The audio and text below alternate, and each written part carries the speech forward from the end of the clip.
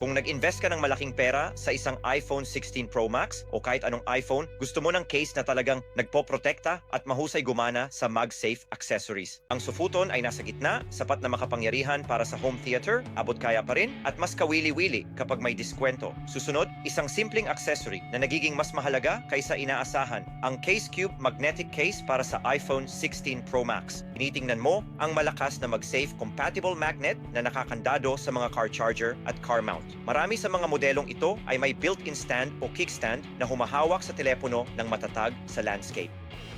Solid din ang proteksyon.